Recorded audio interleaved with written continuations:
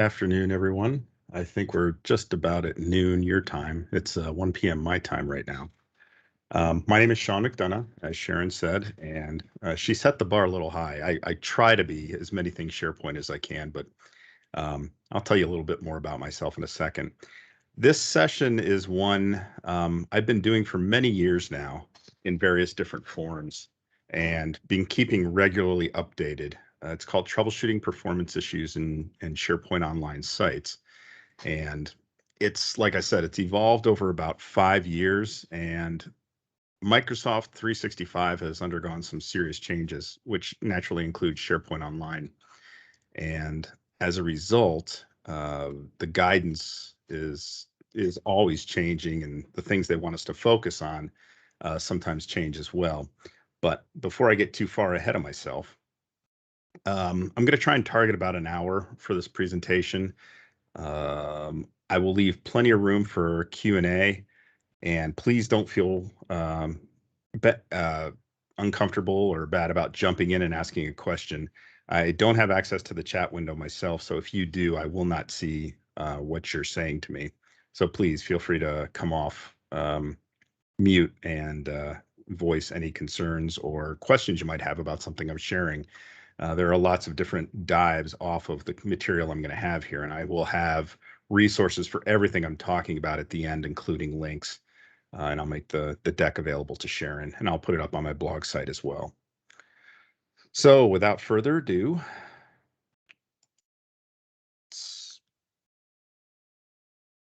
maybe, where are you, PowerPoint? There we go. Oh, that's not it. Ah, thanks. How many IT professionals does it take to change a slide, right? So a little bit about me. I actually started life as a polymer chemist at P&G. And ironically, there is no link to this, but I was working on hair care polymers, and that went into hairsprays and gels and things like that. No, my current hairstyle is not a result of some lab experiment gone bad, but there were those experiments. I was not a test subject. P&G is a large enough company that after a handful of years, I decided I wanted to pursue my first love, which was information systems and writing software. And I transitioned internally to the information systems group. So I've been developing software professionally since the mid 90s, first on COM-based systems. And then when we got to .NET, the initial iteration around 2000 Y2K, I started building .NET components and things that bridge the gaps for a while. Now, of course, we're all .NET COM. Of course, Microsoft Windows is still heavily COM under the hood, as is SharePoint if you dig deep enough. So get your copy of Reflector out and go see how far you can dive before you hit COM objects. I guarantee you it won't be that far. My focus has been, though, primarily on SharePoint since about 2004. So if we, do dog years, I think I'm dead by now. That's like 17 years. And yes, I've been very solidly focused on SharePoint since Portal Server 2003, WSS v2. I do not go back to STS 2001, but I did get on the Portal Server 2003 wave. I became a Microsoft MVP in 2016 in the Office Apps and Services categories, and another category or two along the way. Nowadays, I do independent consulting, primarily intranet development. I do a lot of work with Akumina, if you're familiar with their digital workplace product. And I've been building intranets on that, as well as SharePoint Online. My real kind of interest and passion over years has been operational and performance-based troubleshooting and remediation. I've written plenty of different blog posts. When we were all on-prem, it was all typically focused on SharePoint's server-based caching mechanisms, how to manipulate them, how they worked, the internals and plumbing. Nowadays that we are, a lot of us are in the cloud, of course, we do not have server-side access. And so that means trying to infer a lot of sources of problems by doing client-side troubleshooting, and sometimes being successful with that, and a number of good tests that we can do on that. Other times we need to rely on Microsoft to actually tell us what's what. But I hope to share some information with you that'll let you do that on your own. So I've been doing custom development and scripting aids and solutions. I write a lot of PowerShell, still do a lot of kind of admin type tools. I come from middleware services background. So I was creating high throughput Windows services, multi-threaded services, APIs for other developers to use. So many of the things I built did not have an interface, and the ones that did, it was an interface only a mother could love, honestly. So interfaces are not my strong suit. I do a lot of work for educational nonprofit as well, and my wife runs a nonprofit for mental health awareness, specifically around the area of schizophrenia, and I'm the CTO for that organization. So I like to give back where I can. So enough about me. Let's talk a little bit about what we're going to be dealing with in this session. I first want to give you a little bit about born-on dates, and I think you'll see where I'm going with that in just a second. Then I want to talk about the one tool we now have that rules them all in terms of first-line performance troubleshooting. That tool will report a number of different things, including a number of different page metrics. And I want to kind of give an explanation of what those page metrics are, as well as the ability to infer what they mean and to use them in some calculations that help give us a very quick indication of whether or not our pages might be slow because of SharePoint, because of network troubles, or maybe a combination of the both. So I do have a link to my blog. It's called a 5-minute performance troubleshooting guide. It's a very popular link, and I walk through the metrics as well as give written explanations on how the different numbers add up, what they might mean in different combinations, etc. So then we'll move into building our SharePoint Online site and troubleshooting guidance. Microsoft has done a wonderful job of making a lot of proactive kind of recommendations and guidelines for us, and we'll take a look at that and figure out how to get more information going forward. And as I said, Q&A throughout, and then I'm going to do some wrap up and provide some contact info. So sound good, everyone? Any questions before we begin? I will take silence as acknowledgement of no questions. Okay. So let's talk a little bit about born-on dates. And yeah, these are the expiration dates on cans and born-on dates and on beer and milk and things like that. Born-on dates, Microsoft Office 365, as you know, is a green tree or an evergreen service, as Microsoft likes to call it, which basically means they're always changing it. And this is oftentimes good for us, but as many of us have discovered, when things go wrong in our tenant, sometimes the best laid and best regression tested plans still come up short. So basically the plumbing is changing all the time. No two tenants are ever truly the same, I think. Features are always rolling out. Roadmap.microsoft.com is a good idea to see what's rolled out in the past, as well as what's planned for the future, when it's going to be staged out, when you might see it. So roadmap.office.com is a great site for you. But the fact that Office 365 and SharePoint Online is an evergreen service carries some implications. And that the direct upshot from that is that the information I'm going to share has a shelf life. And anyone who's seen me talk has seen this slide probably a couple of times. So please don't look me up in 5 years, because we're at the point now that the first time I gave this talk was about 5 or 6 years ago, and it bears passing resemblance for that talk, but it is really, the guts have been changed out of it. So anytime you're looking at resources online, you really need to do an acid test on them.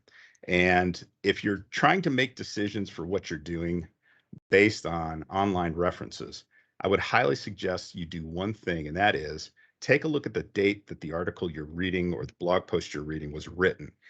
If it's more than like a year or two old, look for a more recent resource. You won't always find it, and sometimes the older information is relevant, but with Microsoft 365, a year or two is a lifetime for the service. SharePoint Online bears, you know, a year or two ago, we were still adopting, well, 2 years ago, we were still adopting modern, and the plumbing hadn't fully been changed on that yet. Nowadays, Microsoft is pushing modern wholeheartedly, and we'll be talking about that in a little bit. But, please don't look me up in 5 years and pull something out of this presentation and tell me I'm a horrible presenter and I should never touch SharePoint Online again. I'll probably cry a lot, but uh, I'm hoping I can avoid that sort of situation. So if everybody agrees with that, I'll feel a lot better. So that's my public service announcement for my own mental health, I guess. So let's talk about the one tool to rule them all. And that tool is really important. It came out in about 2018, and it's been updated multiple times since. It's called the Page Diagnostics tool for SharePoint. And if you're not familiar with this, you're really missing out. And you will want to become familiar with it because Microsoft is making it a bigger piece of the SharePoint Online landscape. And they've been doing that for a while now. The current version we have is 2.1.4 with 2.1.5 coming soon. And that version, there were some page detection issues. The tool determines if you're on a SharePoint site, a SharePoint Online site or not, and won't run if you're not on a SharePoint Online site. Well, there was some error in that detection logic. There's a patch coming out to address that, as well as to add some new rules. So when 2.1.5 comes out, you want to get that. In the meantime, 2.1.4 is pretty robust and has come quite a way since 1.0. This tool is actually a browser extension. Microsoft makes it. Microsoft releases it. And until recently, it didn't run on a Microsoft browser, which is really kind of funny. It's a Google Chrome extension. It's a Chromium extension. And if you know anything about the history of this tool, Microsoft's intention was to release it for the Edge browser before Edge got converted to Chromium. Well, they never got around to doing that. So Microsoft's SharePoint tool for diagnostic performance analysis was only available on a competitor's browser, which was a sore spot for them, but an endless source of chuckling for other folks out in the community. In any case, it's a tool that runs very well. It produces page data and statistics. And once it analyzes a page, what it does is gives you kind of a summary analysis of that, letting you know what it may have found wrong, what you're doing right. And the best part of all is it provides in-product links to directly context relevant resource materials. So if you don't understand why Microsoft is saying, make sure your image is under 300K, if you hit the link that says, tell me more, you'll literally go to that section of that article on Microsoft.docs.com. And that is alone probably the best thing you can use. It becomes a great training tool if you want to understand how to build performance sites. So those in-product links are very, very good. The color coding that's provided uses stoplight colors. Red is bad, green is good, yellow somewhere in between. So it becomes easy to interpret. Any results and data that the tool captures. So what the tool basically does is capture a network dialogue between your browser and SharePoint Online, and it can export that to an HAR or HTTP archive file format, which we'll talk about here momentarily. It's the troubleshooting metrics provided by the tool. There are a few different metrics I focus on pretty extensively. And those metrics are, let's see, right up here. Oops, sorry. Trying to use there we go. I should be drawing. Yeah, there we go. Now I'm drawing. Cooking with propane. So SP request duration, IIS latency, page load time, And you can get a correlation ID, which shows up as a SP request GUID kind of up here. That correlation ID, it's worth noting that if you are instructed by Microsoft support, you could give them the correlation ID. And if there needs to be correlation between what happened in your browser and the log files that support would have access to, that can be done with the correlation ID that comes back. So that's all good stuff. Like I said, I'm going to walk through this in detail, what these mean in a little bit. The nice thing is for the memory impaired, we also get the page we just loaded, which for the memory impaired like me really helps a lot. These metrics were actually available before the page diagnostics tool for SharePoint was around. And much of my presentation in the past focused on using browser development tools, which are accessible through F12 in most major browsers, or Fiddler. Those of you who don't have it, I've got a link to Fiddler in the end, at the end of this presentation. Fiddler is an awesome tool for both development and analysis. For analysis, it does much of what the page diagnostics tool does, but it does it in a more general sense. And for us to get the values that the tool shares with us, we have to actually look at response headers in Fiddler and know where to dig into debugging tools and things like that. So the nice thing is the page diagnostics tool does all the heavy lifting for us and the repetitive work, and it becomes very easy to run a test and get these numbers back right away. The one metric we don't see is what's known as the X SharePoint Health Score. For those server admins out there, you probably recognize this as the good old SharePoint Health Score. The response header is just called X-SharePoint Health Score, and that is a number from 0 to 10, which returns in your response as served up by a web front end, and it helps to let you know how heavily loaded or not that web front end was when it processed your page and served it back to you. A low number is good.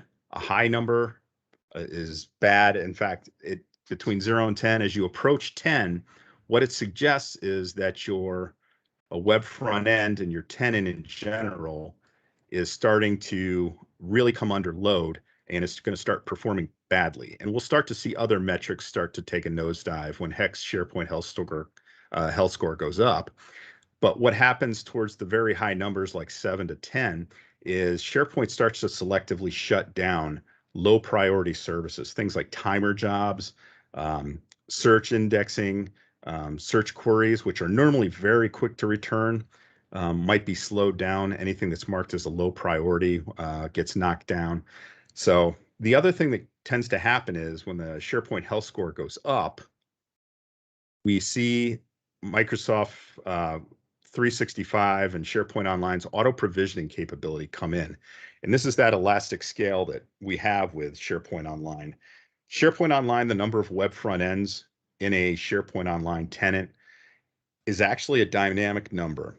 And it's typically between, it's a couple hundred web front ends, but that can scale up or down as needed, as determined by the performance metrics that Microsoft is monitoring. And so if our farm starts to become very heavily loaded for a period of time, this auto provisioning process will kick in, which will provision and add additional web front ends to the tenant, thus expanding the capacity for connections. And if the performance drops significantly, like CPU utilization goes way down and stays there, it'll deprovision those WFEs. So it shoots for 20 to 40% load. And this is another reason why, I don't have a slide on it in this particular deck, but load testing SharePoint Online is a futile process. You will never get usable numbers load testing SharePoint because you're basically just pitting yourself against elastic scale. So the more load you put against it, you're going to suddenly get that auto provisioning behavior to to kick up. You'll get more web front ends added, and you're also going to have a negative side effect in that the governors are going to start kicking in at the various choke points, and you're going to be throttled on your connections. So load testing is very bad. Don't ever try to load test SharePoint Online. That's great if you have fixed hardware resources and you're in an on-prem scenario. Load to break and things like that. You want a maximum throughput, maximum high-end return to see what you could do to break SharePoint. That will not work with SharePoint Online. So save yourself some trouble. Don't try it. So this helps us to the SharePoint health score helps us understand the state of the web front end. Now here's an equation you're going to see me reference here in a little bit. And this is the one that my 5-minute page performance guide talks about. And it focuses entirely on this equation. It's one that I took the various metrics you get back, and it's kind of like wetting your finger, sticking it in the wind, and trying to ascertain based on a handful of numbers how to quickly ascertain what might be going on in your situation. So we'll come back to this, but just remember this. We're going to be calculating something called TLE, or time lost elsewhere. So now that I've done my John Madden playbook on this and, doing the end run around the end zones, and I'll move on. So each page with this tool produces diagnostic results. Some common checks that we get are a navigational implementation check, which is the style of navigation that is employed in our site. And there's a very important check that needs to be done with that, and we can optimize our site pretty quickly if that's not if the setting in our tenant isn't set up correctly. There's a user check that happens, and the idea here is that you don't want to run as an admin user when you're running a performance test, because there's you may bypass a number of checks, and you may actually get caught in a number of other checks based on admin level performances and admin level performance and groups that you might be a part of. So there's a check to make sure you're running as just a Joe average user. There's various image checks around image sizes, image sources, things like that. A very big one, and we'll talk about this in a bit. Oh, sorry.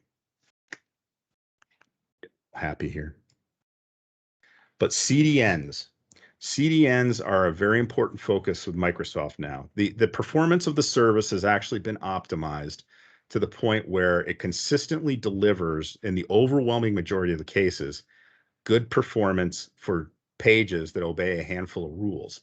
The next thing, if you think about performance optimization, once you get the servers running right and people building pages correctly, the next thing that comes along is optimizing the delivery of that content. And that's where content delivery networks come in. We'll talk about that in a little bit.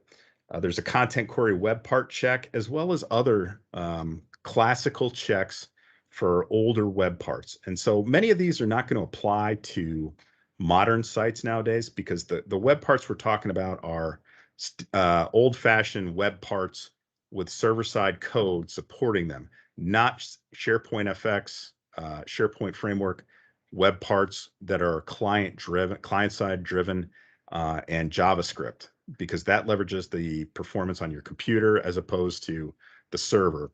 But those old web parts, some of them, especially like the content query web part, the XSLT web part, these things can consume mass numbers of cycles. And since we don't have the benefit, practically speaking, of server-side caching on the SharePoint web front end working for us, because in a tenant, you're sharing that tenant with hundreds or thousands of your closest friends. You're not just running your organization's sites on that tenant, it's everybody else sharing the same hardware that's in your tenant. And so those sorts of optimizations that we might get from a constrained number of sites that we might have with a single company, things like SharePoint's object cache, if you know anything about it, practically speaking, there is no object cache in SharePoint Online. And we do have a blob cache of sorts, but that's supplanted more or less by the content network, content delivery network. So we really want to get out of using those old style web parts. A server request check is another one that gets done. We may be making too many requests back to SharePoint, because unless you've actually profiled a page being served up by a web front end, you might not realize that pages can generate anywhere from 20 to 100 to 200 requests for additional resources, JavaScript, CSS, images, files, other sorts of resources that are needed to actually render your page by the browser. Those requests naturally generate additional network traffic, incur the overhead of latency, and too many requests can slow a page down. So there's a server request check that happens, as well as a whole host of other checks, and Microsoft's adding rules all the time. So like I said, problems are color-coded for easy reading, and there's extensive in-product links to relevant Microsoft articles, docs articles, on the specific issues aligned with the guidance that comes through the tool. So just a couple more words about the page diagnostics tool before we actually look at this. Like I said, it can export an HAR file, which is just a JSON file. And, you know, this is JSON is just basically key value pairs. And it basically, if you were to go through this, you know, hundreds, thousands of lines that represent the exchange, what you would see is requests that go back and forth, headers that are part of that request, payloads, etc. And what this allows you to do is replay the diagnostics tool capture in something like Fiddler or browser F12 tools that allow you to do some additional analysis and dissection of the actual network dialog.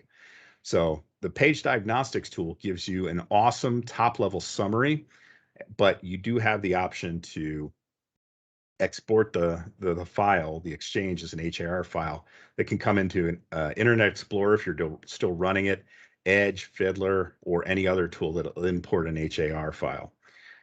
So the common question sometimes when you're exporting these files is, where does it save them? Older versions of the tools weren't always explicit about it, but current versions make it pretty clear that you're storing it in the downloads section of your browser. So wherever your browser downloads its files, that's where the HAR file will be. So let's say you decide you want to get this tool for SharePoint. Well, I would suggest doing that, and we'll go into more detail about that in a while if I haven't done a decent enough job selling it. Open Chrome, not the old Edge, but the new Edge will work because it's Chromium based. Go to Chrome's extensions page in the More Tools menu, as shown over here. More Tools, Extensions, select that. You've probably hit there before, but if not, search for Page Diagnostics for SharePoint, or just type SharePoint. It'll probably be the first hit you get. Install the extension. You'll have to accept some permission grants because it is going to be looking at traffic to and from servers. It'll only function, like I said, on SharePoint sites, SharePoint Online sites specifically, but it's going to do things. It's, you know, you're not sending any fictitious or scary data to Microsoft, but, you know, load it up, start having fun, and seeing what you actually get back. So how do you start having fun with this tool? Well, as you see, and we will go into this in a second, you'll get a button up on your toolbar when you enable the extension. Once you go to your SharePoint site and the page in your SharePoint site that you want to profile, you hit that button and off you go. So without further ado, let's go over to my browser and hopefully pull it up here.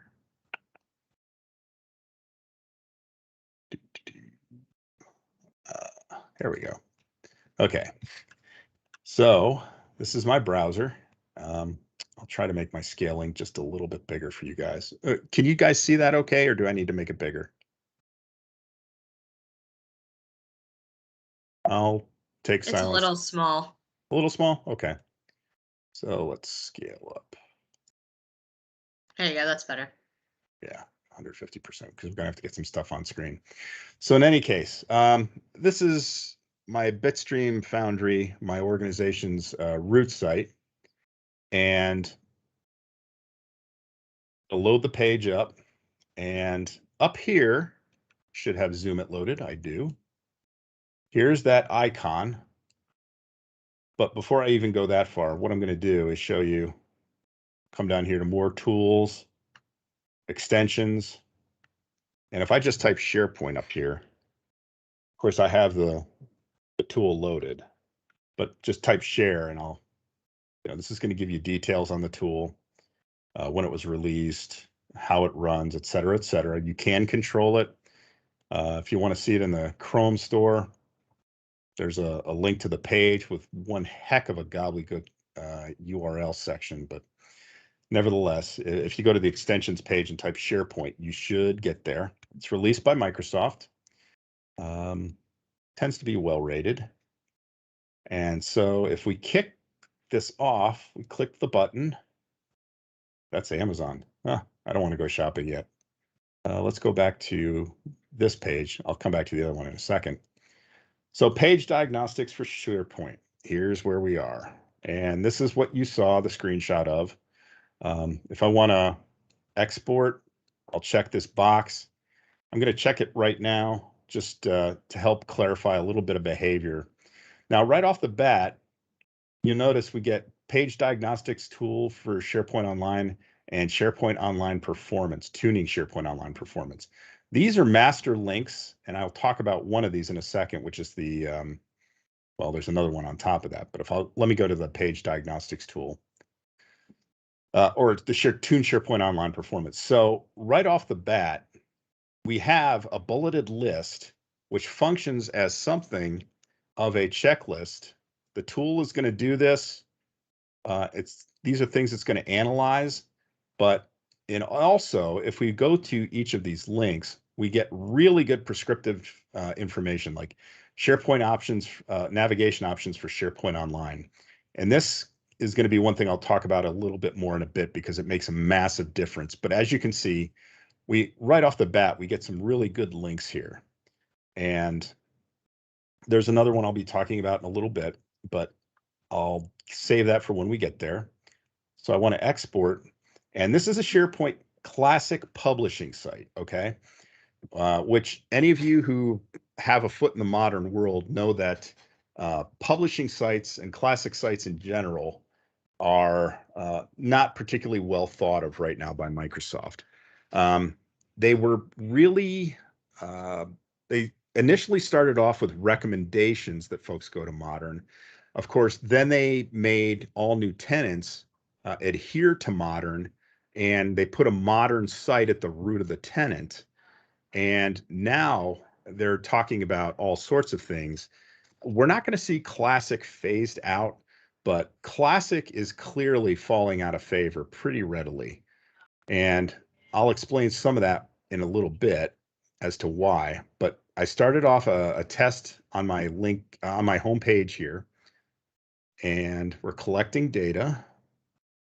So it's doing the dialogue back and forth with the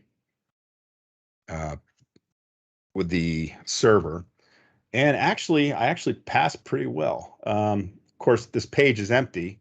So an empty page, if you can't get good performance out of an empty page, you're doing something wrong. But this, I can see over here right away that my images are appropriately sized. I've turned on content delivery networks for my tenant, and the state of those might be uncertain in your tenant, and they're definitely a check you can do. I've got links to that as well, and I'll talk about it. There are fewer than 6 SharePoint requests from this page, which is good. The magic number is 20. We'll talk about that. I'm not using the content query web part. Again, there's no content being loaded, and no structural navigation was detected. And that's because I'm using managed navigation on this page. The only problem it had with me is I was using my admin account. And if we wanted to understand why that makes more of a difference, we click the more link, and there's a learn more here, along with, some initial, when you're performing tests and logged in as an admin, your results are impacted by increased traffic caused by security groups. Learn more about it. Okay. So tell us why that is. And you'll notice immediately out to use a standard user account when checking performance. And it goes all into the explanations, as well as what we can do to tune things. So these are very good links, very informative. and I highly recommend them. So we'll take a look at this. We'll stop the capture right now.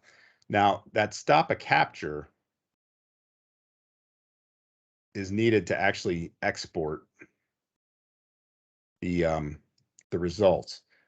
Now, the thing that might be confusing is if you're trying to find how do I actually do the export, over on the network tab or the network trace is where I get to export to an HAR file.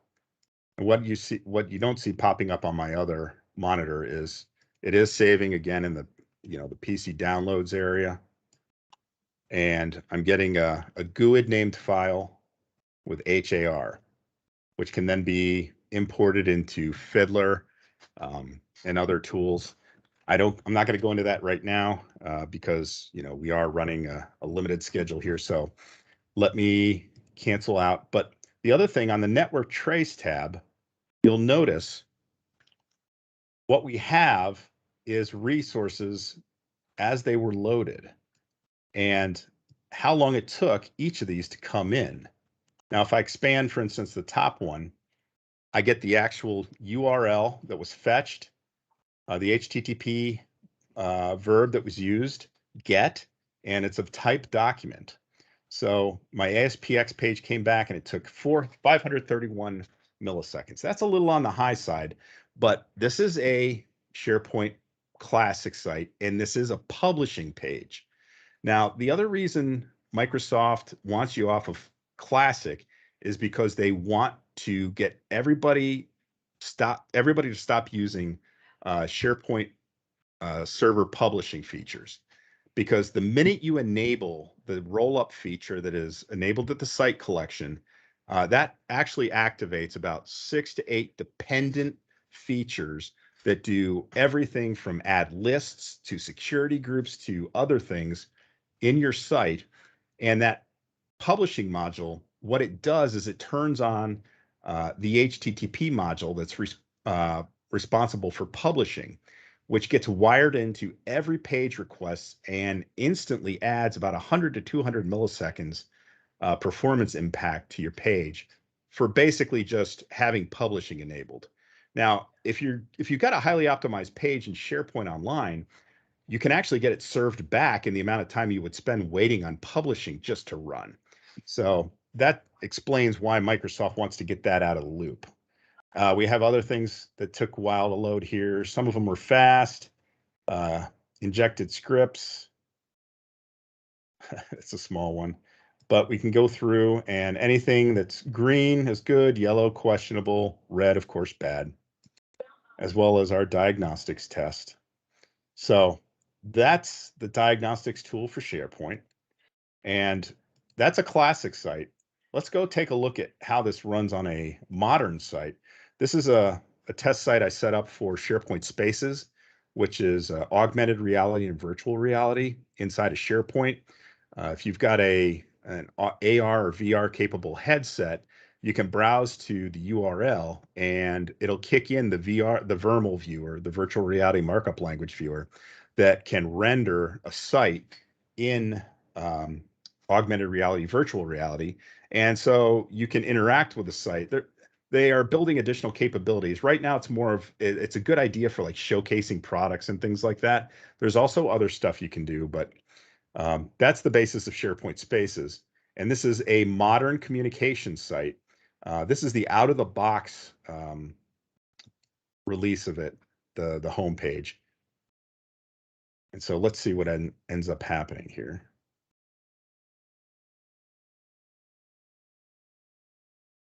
I haven't done anything to refresh this site in ages.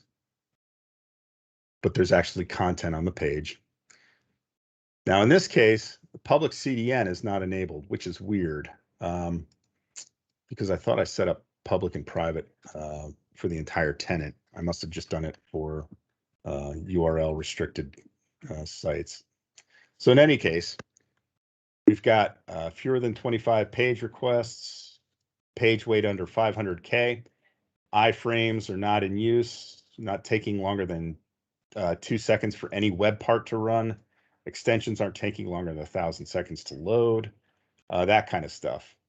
And if we go in and take a look at the network trace, you'll notice this came back, the base page came back in 337 milliseconds, which my empty classical publishing page took 500 to 600 milliseconds to come back. This fully packed page with different web parts and whatnot came back in about a third of a second. So there are optimizations with modern pages, and one of the things that Microsoft has done is streamlined the web page in terms of the content that's on the page, what gets loaded. Modern pages, of course, use the SharePoint framework for web parts and extensions. Those, of course, are running on your system, so there's much less interaction and basically processing on the server side when this happens. And so modern pages are optimized. And on top of that, we're not going to go too much into development technologies, but the SharePoint framework, modern stack for development and tooling, is inherently optimized to use CDNs whenever you deploy content for your web part. Any public content actually gets put out in a CDN, and there's very little you have to do to actually make this work. So there's a lot going on with modern that makes it ideal to build your sites on, and that's why Microsoft's pushing it. So let's talk about page metrics for a second. I will come back to the tool in a little bit, but I talked about this equation a short time ago. Now, conceptually, when we make a request, it starts on our computer. It's going to go out, hit the browser, or excuse me, hit the server, do some processing, and we're going to start to get bytes back when that is complete. So if we think about a page request, the clock starts running. There's a stopwatch that essentially starts running for each request we make from our browser, and that is timed, each request that gets sent out, and the request goes out to the SharePoint Online WFE. And the WFE, once it receives it, is going to process it, but first, the WFE might be doing things, processing other pages. There's great parallelism with modern CPUs. Back in the old days, you would often be constrained, and your request queue could start to build up. Now, as a request comes in, it gets dumped in this queue, and then a clock starts ticking on that request in the queue, measuring basically the amount of time it spends waiting. So my request starts up here, goes through, might spend some cycles before it actually starts being processed. That is the SPIIS latency. That is the amount of time in milliseconds that our request is going to spend waiting to be executed by the SharePoint web front end. Ideally, in a moderate to low load environment, that IIS latency should be 0, maybe a single digit of milliseconds. But as that starts to climb up, what you'll probably also see is the X SharePoint health score climb up, because the server, if it's starting to take longer to process requests and the queue depth grows, that server is eventually, if that continues without relief, that's going to tip over and you're going to start getting 500 errors from the server. So IIS latency is the amount of time you spend waiting in milliseconds. The next step when we actually start processing is the SP request duration. And that is the amount of time it takes for our page to go through the page rendering pipeline of ASP.NET, have SharePoint act on it, and basically generate a full HTML output from that ASPX page. That request duration is also in milliseconds. And on healthy SharePoint environments, like I said, modern pages, you can actually get under 100 milliseconds. Anything under 200 in my book is generally pretty good. But, SharePoint historically, people start to take notice of this when we start climbing north of a second, 2 seconds, pretty consistently. And they'll start mashing the refresh button, which, sometimes makes the problem worse. But request duration of, greater than half a second to a second, I would start to look at. So that's, 500 to 1,000 milliseconds. Now, once we've processed our page, the clock stops and we get an SP request duration value that also goes on the page header when it gets sent back. So the page at that point gets returned to our browser and the clock stops here. So the clock stops there, and we basically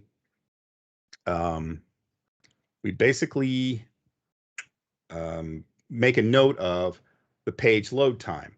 So the browser calculates at this point the round trip time it took to go from here to here. So all the way around.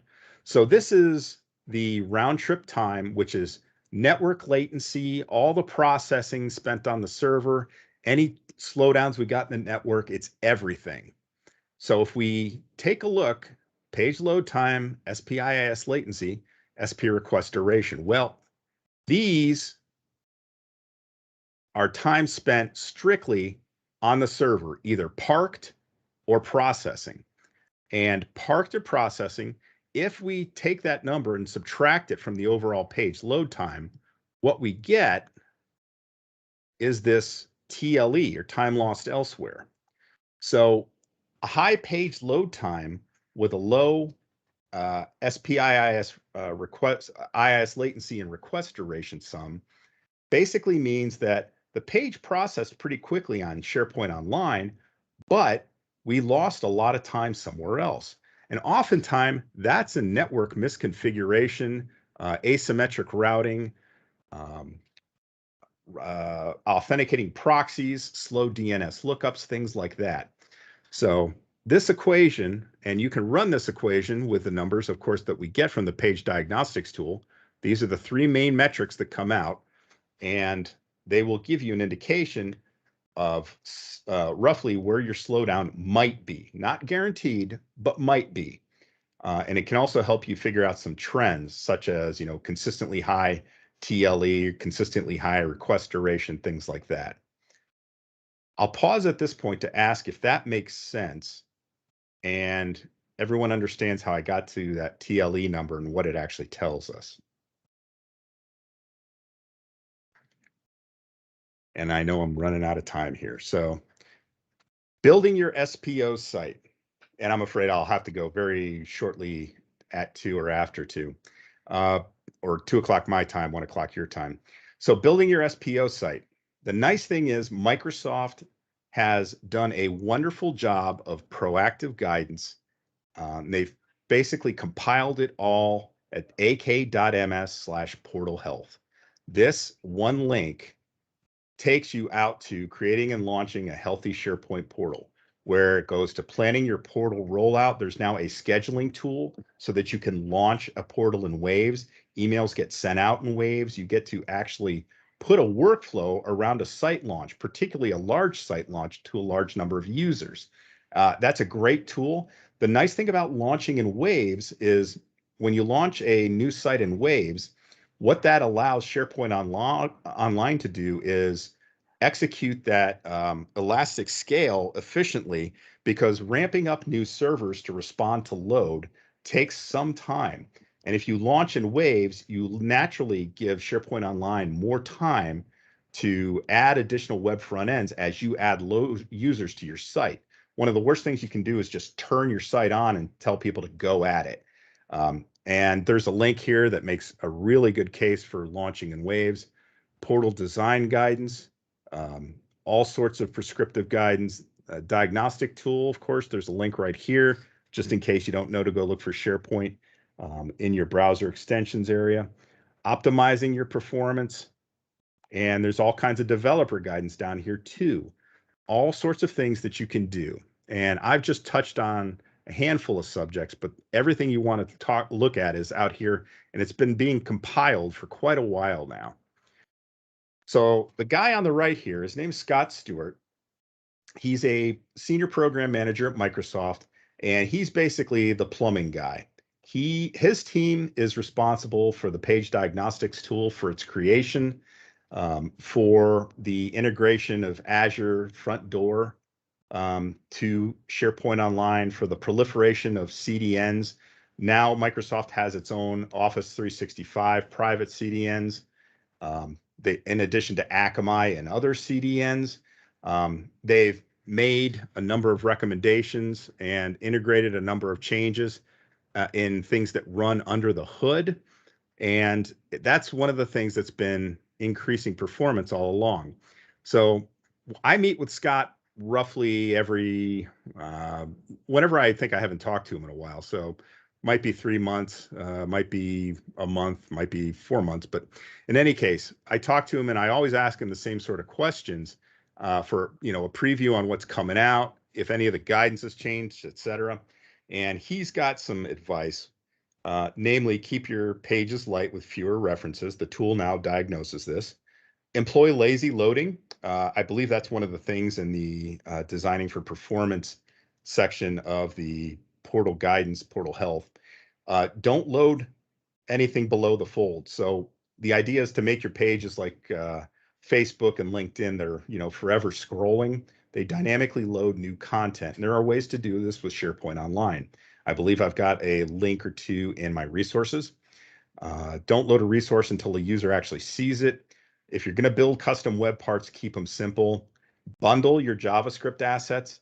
The reason for this, in addition to minification, is it's always easier to bundle resources and request a large file and have it sent to your browser than to send a lot of little files. Because when you send one big file, you pay latency overhead once. But lots of little files, you're paying that latency over and over and over again. And as a result, you're just adding slowdown to your site. And employ caching wherever you can. Now, the number one recommendation is still to use a CDN. I've got an article on my blog on CDNs, how to enable it. It can be enabled for public, private, or both types of content. Public is generally safe across the board. Private is, and Microsoft has worked very hard to make the private CDN GDPR compliant. So the TTL, time to live for objects in the different types of CDNs are different. You can find those discussed in the CDN link on Portal Health. The one thing I'll note is that CDNs are pretty much available in all tenants except certain GCC tenants. GCC high for sure. You can't use CDN, unfortunately. And that's something I learned the hard way. One of my former attendee for one of these sessions asked the question. I got back to him. I'm like, I found you can't actually do that. So, but they are working. Microsoft is working very hard to make at least public CDNs available for certain types of government tenants and whatnot. But you'll have to stay tuned for that. So some brief troubleshooting guidance. The basics of troubleshooting performance issues. In all honesty, a lot of times it comes down to developers, and this may be citizen developers, oftentimes professional developers, don't factor the cloud into their designs. A lot of SharePoint devs come from a long background of building for SharePoint. And those devs are the same folks who probably got started on the server object model. And when we were building on-prem full trust solutions, we oftentimes had large amounts of bandwidth and low latency available to us. We have the exact opposite now. We have less bandwidth and greater latency. And that makes the cost of any one performance hit or badly performing code be felt much greater. And so the impact of these bad decisions are amplified. Oftentimes, these are issues with too many, too big, which basically means you're making too many requests, your assets are too big, your pages are too big, and whatnot, and it may take too long to load. So living in the cloud means living lean, and that's kind of the basis for many different performance issues. So the general guidance, and again, this will be reiterated on all of the different resources you'll see in the references section, but use modern because we talked about modern being built. if you got to use Classic, don't turn on publishing. You get very little for publishing these days. You don't want to use the old, the exception here is, of course, there's always an exception to every rule. But if you're migrating old legacy sites and you really need to use publishing to keep them running, chances are you'll be able to get away with using publishing longer than you'll be able to get away with using your other full trust solutions, which absolutely will not run in the cloud. But understand your navigation options. I'll talk about that in a tad bit. Search is very fast in SharePoint Online, so you'll want to employ search whenever you need to bump up your performance. This is a big one right here. Understanding the effect JavaScript and JavaScripts you employ have on your performance. If you're integrating JavaScripts without understanding what they do or how they call back to SharePoint Online, you might be doing yourself a disservice. So it pays to validate the performance of any scripts you add to your site. Follow the recommendations of the page diagnostics tool and cache everything, and I'm talking about CDNs right now, if you safely can. So the site navigation thing, this is one where there's a pretty good explanation now online, and I've got a link directly to that below. It used to be the idea that was that anytime you visited a SharePoint site and you needed a navigational menu of some sort, SharePoint had to generate a site map. That site map would be done with excessive amount of server memory and a large number of SQL calls. In fact, about 8 SQL calls for every node in your hierarchy or in your menu structure. So if you had a site that was a site collection that was 100 top level sites, and then 50 sub level sites under each of those, that's 50 times 100, and you're getting, 50 times 100 times 8 SQL calls is what you would run. So structural navigation broke down. Structural navigation, in fact, Microsoft doesn't even turn this on by default anymore. They now have a new option called cached structural navigation, which actually integrates a little bit with CDN and whatnot to give you kind of a best approach to caching and structural navigation. It's Microsoft has profiled it. It's better than managed navigation unless you need managed navigation, search-based navigation in many cases. But non-cache structural navigation, check out this link. But if your site is still using just standard structural navigation, and this will probably be legacy sites in most cases, you'll want to change that. Particularly if you've got a sprawling site structure and your performance is starting to slow down linearly and you don't seem to have any particular reason for it. And the page diagnostics tool will bark at you for this, and it'll make a pretty loud noise. So another thing about the page diagnostics tool, if you're planning to do a root site swap, and this is the idea that anyone who has an older tenant what they want to do is they want to put a modern site out in that at the root of that tenant, and so they can do something called a site swap. And a site swap is when you take a modern site that you created and you basically are allowed to throw it on top of that classic site at the root. And there's specifically a bit of PowerShell for this called invoke-SPO site swap.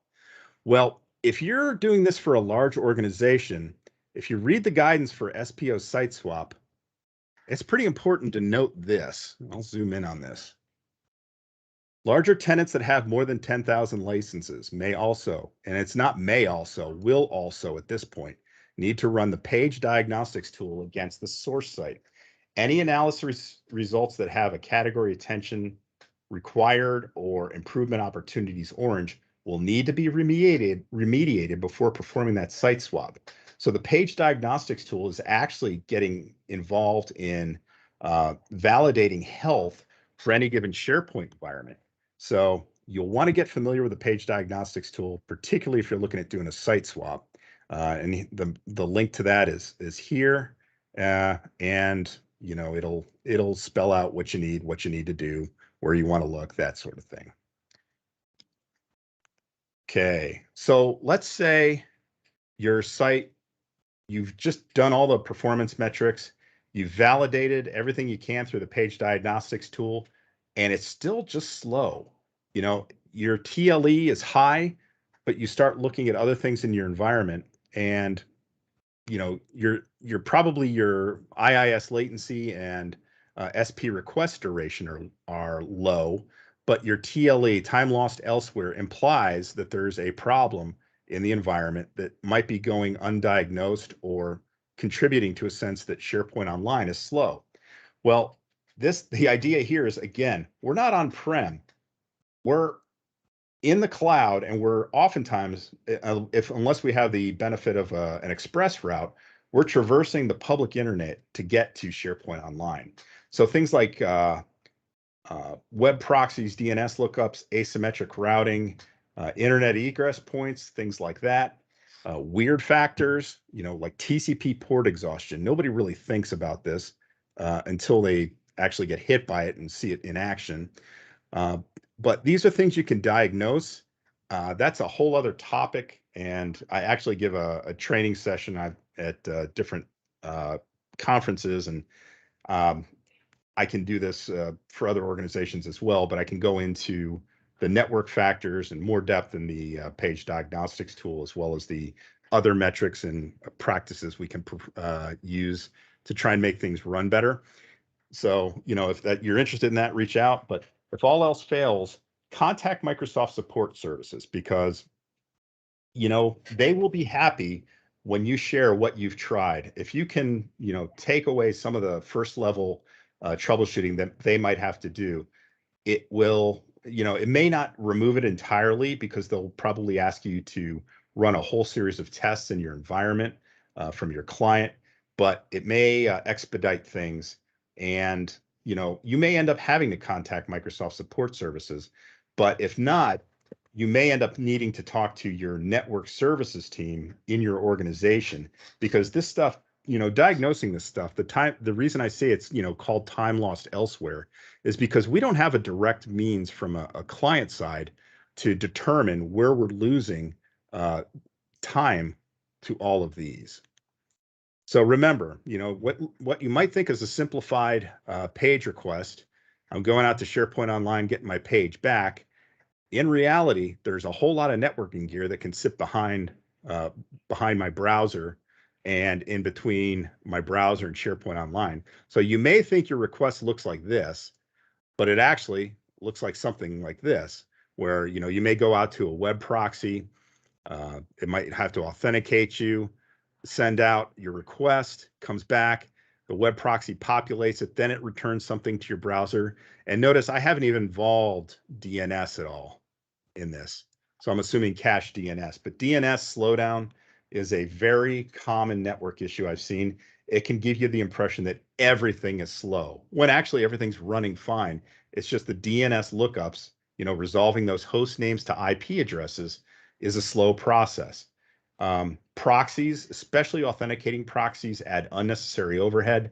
All your traffic to Microsoft destinations is encrypted on the wire. All data is encrypted at rest in Microsoft services. Authenticating contacts to Microsoft destinations that should be whitelisted serves no purpose, because we're talking HTTPS here.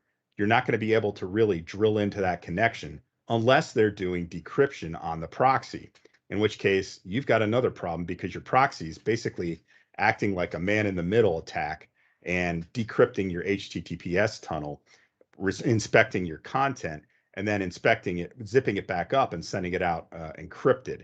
So that's another problem, but authenticating proxies don't do anything for you. Turn them off, bypass them, whitelist these destinations. Spending too much time on the internet before getting to the Microsoft backbone is also suboptimal. Microsoft works under the premise that you're going to get onto their network at the closest point of egress from your organization's network. If you are part of a large global organization that requires you to route back to some sort of central office before going out to the internet, you're working against Microsoft 365. There are all sorts of other practices that don't make sense in a cloud-centric world. And organizations are getting wise to these now, but you might find still some old guard folks out there who still don't trust the cloud, still think that their own network is orders better than Microsoft's. And the fact is, those are also the same people who tend not to run penetration tests because they're afraid of what they might see.